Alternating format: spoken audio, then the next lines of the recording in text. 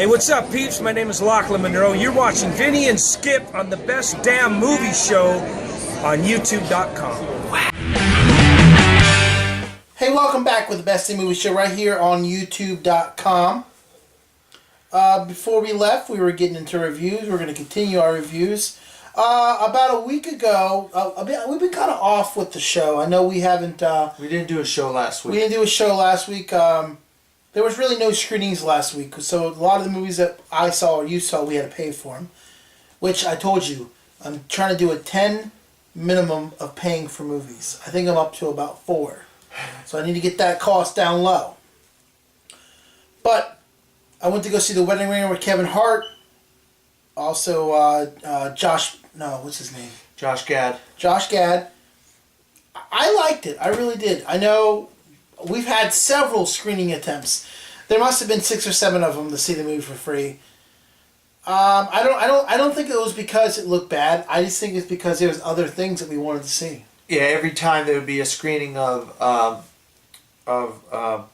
Wedding Ringer, we'd have something else like Unbroken or Into the Woods. I think Fury was one. You know, not Fury, that was too far back. But yeah, December Hobbit, those movies, We always had something else on the night that we had Wedding Ringer, so we didn't get a chance to see it. We would have seen it 2 months ago. Now, what The Wedding Ringer is about is, The Wedding Ringer is about this guy that is getting married in a couple weeks, and he doesn't have any friends. So he has to hire a wedding planner or a guy that puts wedding parties together, which is played by Kevin Hart. And Kevin Hart has a business called Best Man Inc. And what he is he hires himself as the best man for your wedding. But what they needed was 7 groomsmen and a best man. There was some funny parts. I think that one of the funniest parts is in the trailer where he says, "It looks like the Goonies grew up."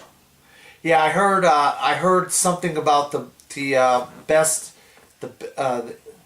groomsmen were just like to take off of a classic movie, The Usual Suspects. Like, these groomsmen were like crazy, is what I heard. Well, one was Chinese.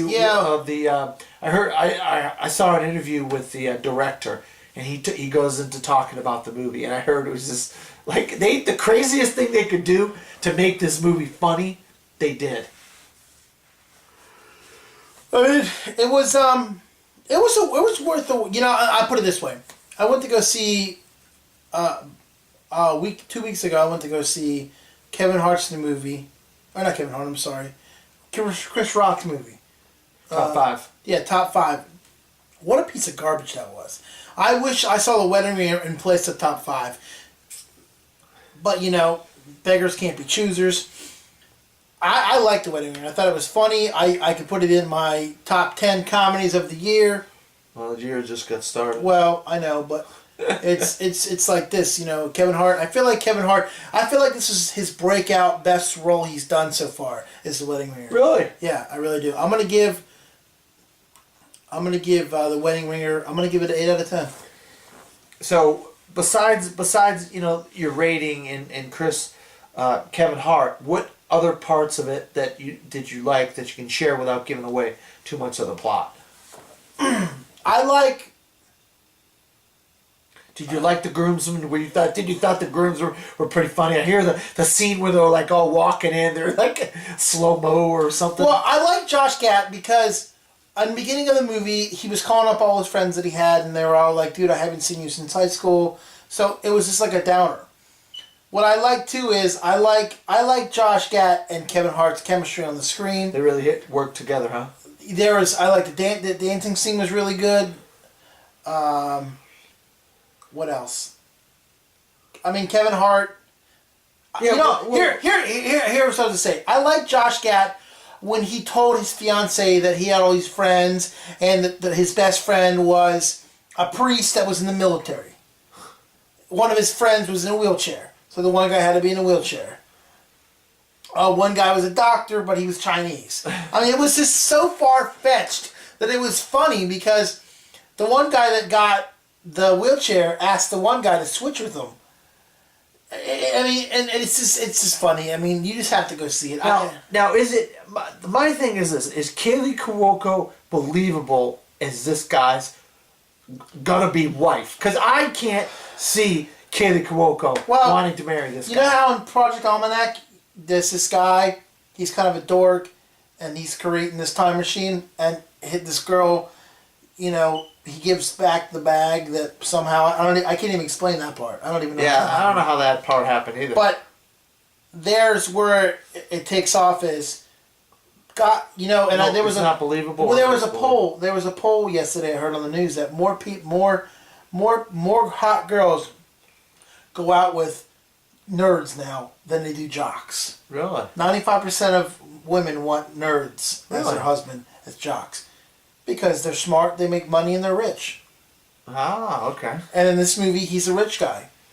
It's in the beginning, it's hard to believe because she's such a hot model, and he's this like fat guy. It's like, okay, but as you go more into the movie, you'll understand what it's really about, what she really wants.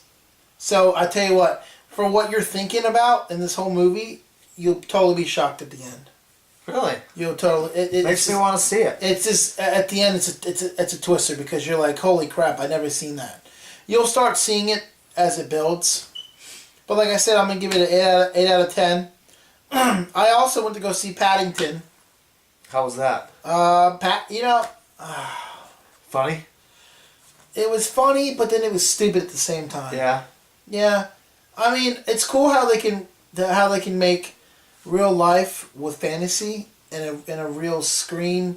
Yeah, like that. The lead actor is from Downton Abbey, and it's and I can't think of the guy's name right now, but it's interesting to see that guy in a movie like Paddington because he's such a straight-laced, straight arrow in Downton Abbey. You know, he's the leader of this family. You know, Hugh Bonneville. Hugh Bonneville is such a straight-laced guy in Downton Abbey. To see him do something like that is kind of, in a lot of ways, it's kind of out there, right? Yeah, and he comes in the beginning of the movie. He comes off as a jerk. In the beginning of the movie, it shows this hiker that's a scientist goes out in the woods and they run into these bears that talk, and they were kind of like, wow, found talking bears. And then it jumps forward and shows the rainforest getting destroyed, and they I think it's like honey, or it's like some kind of orange. It looks like honey, but it's marmalade. Marmalade. So, the season comes and they get all this marmalade, and they're put them in jars and they're making it, and they live in a tree house. So it's kind of like the Bearstein Bears. And at the end, I don't want to give too much away, but he has to find a life in London, and the movie's about his search to find the scientist that found him when he was younger. So, I mean, he runs into a family, and it takes off from there, and there's some funny parts. I mean, the funniest part they show in the trailer. Yeah, the funniest part was when he was trying to take a bath, and he destroyed the whole bathroom, and the tub went down the stairs, and it was just silly. I think the movie was kind of silly, and I feel like kids will like it, but I feel like they're making these movies too advanced for kids. Really? Yeah. Well, I mean, it's like this. You're gonna go see Big Hero 6. It's a cartoon. They're gonna be interested in that. But then when you start putting real life action, like the Smurf, like when you try to put the Smurfs in with, big name actors, and it's like, and they're on screen and they're trying to act with humans. I feel like kids they zone out. They don't want to deal with it. You know what I mean? It's not a cartoon, so they don't want to. But I'll give Paddington a 6 out of 10. Well, I saw a couple movies with some actors that have been getting a lot of Oscar buzz going into the Oscar nominations this past week, and one of them was Cake, starring Jennifer Aniston. Now, Cake is about a woman. You you're introduced to this woman, and she's got all these scars on her face, and she seems to appear like she can't walk, like she's having a hard time walking. So my guess was she was in a bad car accident at some point, and somebody caused her to be in a bad car accident, and her husband had died in the car accident. That's what I have gathered throughout the movie. But she was also in this group trying to cope with loss, cope with, having been injured and all this stuff. And she just kind of goes through the movie, Jennifer Aniston does, trying to get her maid or her person to help her figure out life again. What is life? And she meets another person that their loved one had died, and there's like this ghost, and she talks to the ghost of the one man wife, and she's played by Anna Kendrick. She's like a ghost, and she kind of talks to Jennifer Aniston's character. But I really, really felt like Jennifer Aniston gave everything she had in this movie, and I thought this is one of her best performances I had seen in a long time. I think the ghost thing, talking to Anna Kendrick, was a little out there, and I don't know. I didn't believe that she would go search out this man and end up trying to get some kind of like a relationship with him. I just thought it was weird that she was they believed that she was a drug addict that was trying to. She was using drugs. Yeah. She was trying to use drugs as a way to cope with being injured. And then when she was in the pool, she had their clothes on in the pool. I was just like, listen, this is so far-fetched. I mean, listen, anybody that's so screwed up in the head they have to go swimming in their clothes. I mean, come on, really. Well, I mean, she was just way out She there. was just trying to cope, find any means necessary to cope with her injuries and stuff. I think. She was whacked. Yeah. So what are you going to give the movie? I give Cake a see it. I can understand why some people will say that Jennifer Aniston didn't deserve to get an Oscar nomination, but I would say I think you find a spot for her in there. Well, I got some movie news about her coming up in the movie news. Okay. Well, I got another movie called Still Alice. Now, Julianne Moore did get the Oscar nomination, and she had already previously won the SAG Screen Actors Kristen Stewart's Guild. in this one too, right? Yes, Kristen Stewart's in this, and she had already won the Golden Globe, so she's already won 2 awards for this movie, Still Alice. And this is a woman who's just a speech therapist, and she talks at a college. She's a professor, and she talks about speech and language and so forth. But then she forgets something when she's at the speech, so she's like, you know what, I'm going to go see my doctor. And she goes to see her doctor, and the doctor basically runs a bunch of tests throughout the movie, and he just tells her that she has early onset Alzheimer's. And early onset Alzheimer's is you have like late 40s, early 50s, and you start forgetting things. Stuff like she takes a run around the college that she works at, and she can't remember how to get back to her apartment. So she goes to a froyo place and sits down and eats ice cream because she can't remember, and she has to call her husband to come pick her up. And you start to see this woman who has all her faculties about her, and she's on the top of her game professionally. She's got a great family. Kristen Stewart's one of her daughters. She's got a couple other kids. Then she's going to have some grandkids, some twins. You just start seeing her losing it. Like she has to ask her husband, so be down on the pool deck, and she'll ask him, well, when's this party, and when are we gonna do this? And her husband will tell her, played by Alec Baldwin, oh, we're gonna go hear this, and we're gonna do this then. Then 5 minutes later, she'll ask him the same thing over again because she forgot the same exact thing that she had just asked, and it's really sad to see somebody go through this. I'll tell you right now, from someone, I'm getting older in my own age, and I'm forgetting things, But to forget things like that, I felt really sad for her, but she felt so believable as this woman losing all of this, losing her life, losing her memory, all these things. Just think about if you can't remember how to get to work every day. What would you do if you just had to forget how to eat I'd have pizza? to find some kind of medicine or something to help me. Oh yeah, and she was taking medicine. That way. She was taking medicine, but you know, it's a disease. It's a very rare disease, but it's a disease, and I give it a big C. I definitely think Julianne Moore is going to get the Oscar for Still Alice, and she's well deserved. This is definitely. I like Reese Witherspoon and Wild, but I think Julianne Moore is going to win the Oscar. Well, I got one more for you. The Boy Next Door, starring Jennifer Lopez. I tell you what, going into it, I kind of knew it wasn't going to be... I mean, I feel like they stole the title from another movie. Because isn't there another one? No, The Girl Next Door. Yeah. With, I think, Ryan Reynolds and... Oh, God. Yeah. She's got... What's Mom? She's on a sitcom, Mom. What's her name? The blonde? Oh, she's also in Scary Movie. Yeah. She's in a movie called The Girl Next Door, I think. I mean, it's just, if you have to steal a name from another movie or another show, you know what I mean? It's just, you know, Jennifer Lopez plays this mother of a young boy, and next door there's an old man, and his grandson comes to stay with him to help him out.